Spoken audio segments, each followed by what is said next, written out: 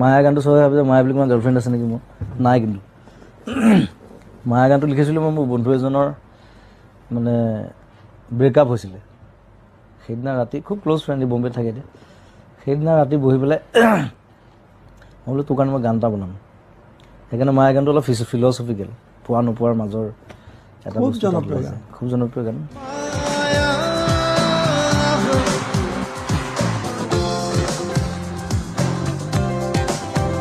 তুমি জানো সঁচা